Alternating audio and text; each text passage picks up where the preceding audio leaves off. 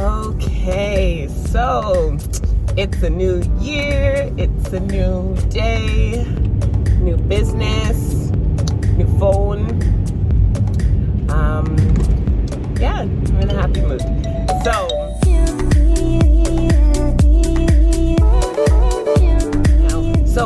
So my most recent transaction has been a lease, and it was someone who was referred to me from my colleague, lovely Paisley. Actually, you guys would have seen her in another video. She's in London and she referred me a lease. This one is in Brampton. So it was great. She pretty much spoke with him, got all the main details, and then I spoke with him to confirm some listings that he liked and then set up an appointment. So with this, oh gosh, I don't want to get into details, but it's him and his family that immediately need a lease. And I think I got in contact with him on like December, I don't know, like 22nd or something like that.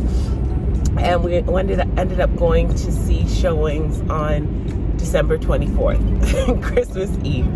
And he really needed a place to move by the new year. And I was just at home. So I said, you know what, I'll take an hour of my day, go and show this lease. And he, like, his finances were in order. He's ready to go ahead with it and everything. So it was a quality lead. So I said, you know what, let me do this. Hopefully we can secure it to them by, like, as a Christmas gift. So we went and he loved the place. It works for him and his family.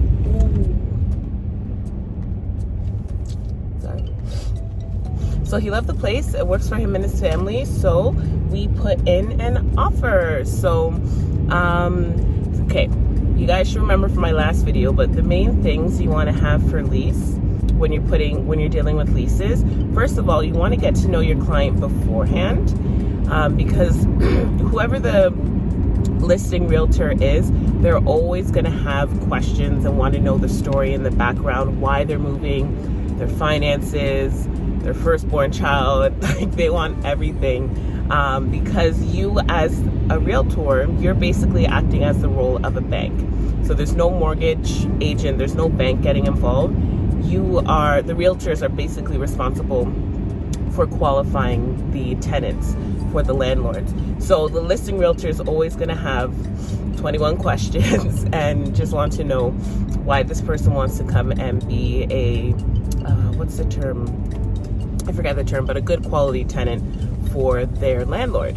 So yes, so make sure you get to know your client beforehand. Just having casual conversation, wanting to know what areas. So to do the whole search process, you want to know what area are they looking in, what type of home do they want as a lease, do they want a full house rental, are they okay with an upper house? That's very popular these days.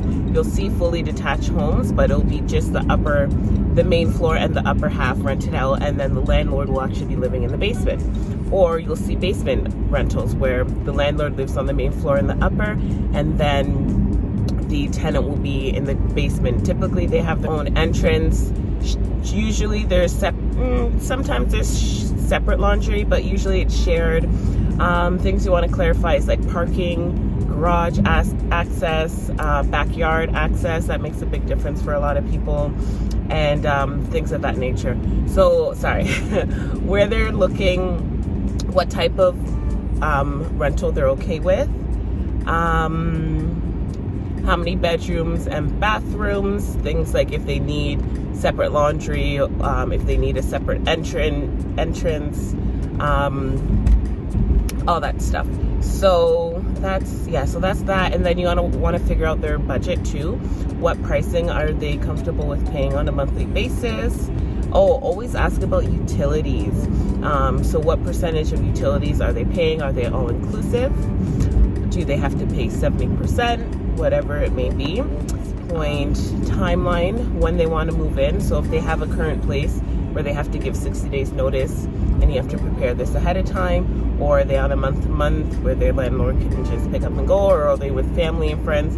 Whatever the scenario is, figure out what their timeline is, and that's all that's coming to mind. So that's kind of just to start it off, get the search going, do showings and things like that. Next, you want to, so for you as a realtor, when you're looking at different listings, make sure you are also taking note of what your commission is. So typically for leases, the commission for a cooperating realtor, that's you, will be half a month's rent plus HST. That's typical. That's not every time. So there are also some landlords who don't want to pay that much, and they will pay a flat fee, maybe $1,000, maybe $500. I've seen before, technically whatever the landlord decides, they can choose whatever they want to offer as commission. So if that's the case, that is a decision up to you, whether you want to do the added work for those types of listings where you're not getting commission. Typically, like especially with property management companies, they won't even deal with you as a realtor because the commission is going to them as a property management company, and they're not going to be sharing their commission with you. So typically they will just say, we don't deal with realtors, send your client to us directly, or they'll say, have your client go to our website, fill out the application form, and then we will book them in for a showing. But that's on a side note. I forget what I was talking about beforehand. But in essence, that's a new one. Instead of in general, I'll say in essence. In essence. Okay, let me finish that, and then I'm going to go back to the scenario, what actually happened. So then you do the showings. I personally would always suggest to give the listing realtor a phone call before you put in an offer. So some landlords are not as stringent. I don't want to say anal. Are not as particular. They're not as particular as some others. So the required documents are pretty standard. Whenever there is a lease that's being listed by a real estate brokerage, typical documents you want to have is an employment letter. So you want to have proof of income. That will be an employment letter as well as recent pay stubs, usually for a 30-day period. So most people get paid bi-weekly, so that'd be the last 2 pay stubs. If you get paid weekly, the last 4 pay stubs. If you get paid monthly, the last one. So it's up to you if you want to give more beyond that. That's just added security. Proof of income, the credit score. So they will want to know not just the credit score, so not just the number, but the actual full credit report. So that is going to be all the debts, liabilities, collections, consumer proposals, a whole bunch of stuff, their whole credit history. So they're going to want that. The consumer can get it for free on platforms like Credit Karma or Borrow. What else is there? I think you can also get it directly from Equifax. I don't remember if you have to pay $20 to get it or if it's free. Me personally, I have a Borrow account and I have a Credit Karma account. I just have to, just to make sure all the information syncs up and makes sense. Particularly, I think I like Borrow better. They send me emails and updates. I think they send me a monthly email of what my credit score update is. So whether you're a tenant, whether you are a landlord, whether you're a realtor, whoever you are, you should know your credit. You don't have to know it exactly, but you should have a good idea of what your credit score is. Okay, so credit score. Okay, proof of income. So employment letter, pay stubs, credit score, and the report. References. So they will want to have references, personal references, as well as landlord references. So personal reference is someone who's known them for a couple years. I would say at least 3 years, preferably 5 years or more. Just someone who can speak to their character. And you know what? You can go on Google and just search qualifying questions for landlord references or questions to ask when qualifying a tenant reference or something like that. That's exactly what I did, and I found a list of questions that I just keep in a note on my phone. So references. So you want to have about 2, I'd say 2 or 3 personal references to speak to their character and maybe their cleanliness. They'll want to know like when they call the personal references, they're going to want to know how long have they known them. Do they know what type of homes they've lived in? Do they know if they've had any issues with their home? Do they have good character qualities? They'll ask, like, are they a friendly person? Things like that. They'll ask if they have any pets. They'll ask if they know if they smoke or not. And if maybe they'll ask if they've had any trouble with the law. I don't know, something like that. But that's the gist of it. Landlord references. So landlord references are really important. They'll want to speak to the previous landlord because, one, they're going to ask the landlord a whole bunch of questions. Why did they leave? How was their rent? How were they as a tenant? Was there any problems with them when they're staying? Did they have any pets? Did they smoke? Did they often bring over guests, have parties, whatever the scenario, illegal substances, things like that. So they'll get that from the landlord.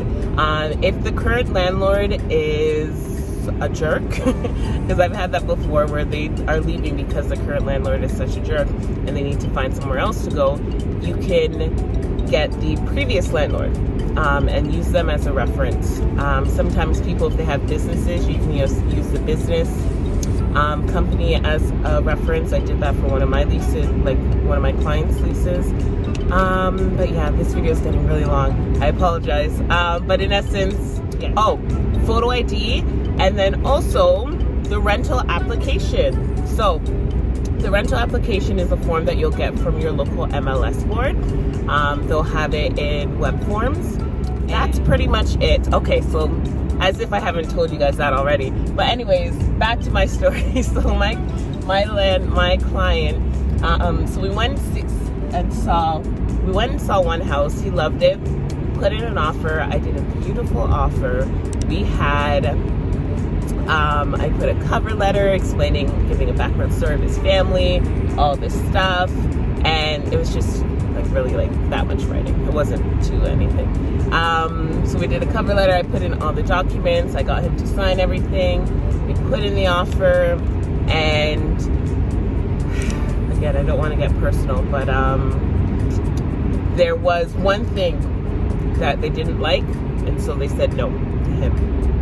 So we're bummed about that. We went and saw the next one on his list.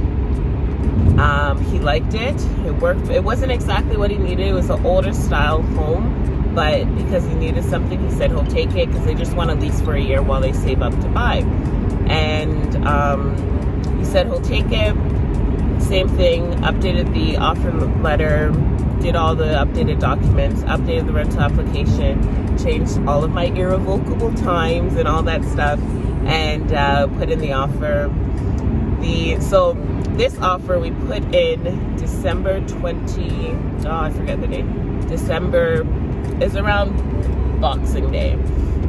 So we put in the offer. We gave them, because it was a holiday, we gave them 2 days to respond instead of, normally I would just do it to the next day, to like 6 o'clock. But we gave them 2 days to respond. The 2 days passed, no updates from them. I had texted them when I send the offer, always text right away to make sure they received it. So I did that. The next day, it was a holiday. I gave them time off. And then the day of the irrevocable was due. It was due at 6 p.m. I texted him at like 1 saying, hey, just want to follow up, see if there's any updates, if your landlord has any feedback or anything like that. And he's like, yeah, I'm gonna go meet with him soon, such and such. I'm like, okay. Irrevocable time passed. Still didn't hear from them. And I'm like, hey, I texted him after 6 saying, hey, thought I would have heard something from you, whether yes or no. Please give me an update once you have a chance. Still nothing. And then it was like, I don't know, 8 o'clock or something, and he sent me a text asking a question. I forget what the question was, but it wasn't very relevant. I answered the question. He's like, okay, my landlord just needs until tomorrow morning, if you could wait until then. And I'm like, okay, we'll wait to see. Waited the next morning, 11 o'clock, 12 o'clock, he didn't call. And so at this point, I'm really starting to get annoyed because I don't think that that's very professional. Beyond the point, I think he should have at least given a response. But at the same point, I don't want to mess up the opportunity for my client because it is something that he needs. So I sent another message, I think by 12, saying, was about to say his name. Hi, realtor. I thought I would have heard from you by now. Hopefully I can hear from you soon. It's like 6 o'clock. It's like a full 24 hours past the irrevocable. And like with my client, it's like time is of the essence. So he needed something sooner. Like he wants to move in like within 2 to 3 days. So, and that's on the lease, that the move-in date was 3 days later. So, so the realtor called me back and then was saying, okay, he wants to know about this child. He wants to know about this. Like there is no, again, I don't want to get personal, but some of the things that he was pushing the most about is not going to make or break whether the main tenant's income qualifies or not, which his income is more than enough from what it needs to be. And he was doing 3 months rent as a deposit. So it's a very strong application. And at this point, the delayedness, the back and forth, the unsure. And I checked to say, I'm like, you know what, let me look up this realtor. Maybe he's new. Maybe he just doesn't know how things go or something. He's nervous. I don't know. But this guy's been in the game for years. And I'm like, you know what? So I gave that information back to my client to see how they wanted to proceed. I gave my advice. And by the end of it, I think that is a good reveal of what the tenancy would be like. If you were to actually be in that home, this is how that landlord would deal with his property as well. So I think that was very telling, and my client agreed as well. So we said, you know what? We'll move on to the next one. So the next day we were at a showing, and this is what I should have done in the first place. So the 2 times I showed him leases, I did 1 on each day. So the next time we did, I said, you know what, let's see 2 or 3. That way we know if this one doesn't work out, we know you've already seen this one, and when I can get started on the paperwork right away. So we did 2 or 3. We did 2 because of things that he needed for his, there's not that much options on the market, but yeah, so we went and saw 2. The second one he really liked, so we put in so I called the landlord beforehand, and as I normally do, but I gave the landlord a bit of synopsis of his scenario, who would be living there, and I said, I just want to confirm this would be okay with your tenant. And he's like, yeah, that sounds like it'd be okay. Send the paperwork and I'll review it. And sent in the paperwork. And so sent in the paperwork the same day. Heard from the realtor by that evening saying, yeah, they're good with it. Let's go. I'm like, this is how we need to do business. This is amazing. So anyways, yeah, so I put in the offer, I think at 2 o'clock. And by 7 o'clock, he said they were good to go. So he signed it. They signed it back. They added in a Schedule B with their conditions and such. And then he tweaked a few things, which they were fine with. Signed back, 9 o'clock, got the deal secured. So that, oh, you're going fast. So yeah, I probably could have said all of that in 5 minutes, but I just like explaining the process just to help you understand, because I could have said all of that in 60 seconds, but then you wouldn't know the whole backstory and you wouldn't get those tips and advice and things like that. So hopefully you guys appreciate that. If you appreciate that, comment below and say, Tory, I enjoy the storytelling, and I'll keep doing that. If you guys want straight facts, no wahala, I'll just do that. But anyways, I'm on right now to go pick up the deposit check from my client.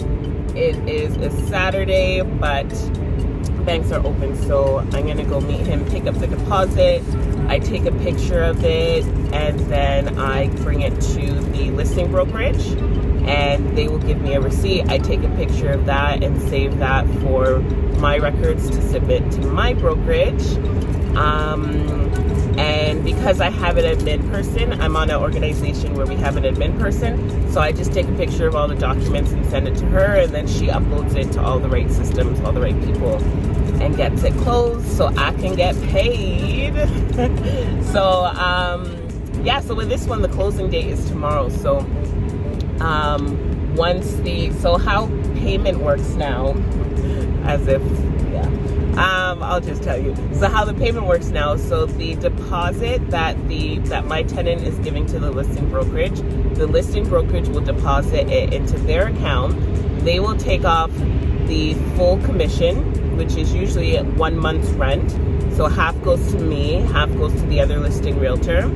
So they'll take off their commission and such, and then the rest of that money they will give to the landlord, because they pay first and last rent. So the first rent, I guess, will be the commission, and then the last month's rent goes back to the landlord. And then from the full month's commission that the broker has taken, full months plus HST, they will send a check to my brokerage with my half month's rent plus HST.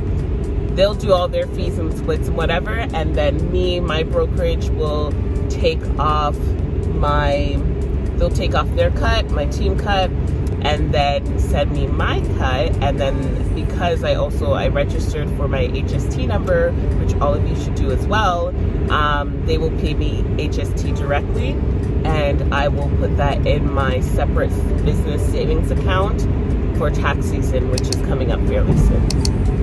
I think that's enough for one day. Hopefully it was helpful, and hopefully you guys learned something new. If you have any questions or want maybe a video from a different perspective or something like that, just comment below, or just send me a message on Facebook or Instagram. I usually reply to those pretty quickly. All right, my people, happy new year. We will see you in the next video, and sending lots of love and success to you all. See you soon.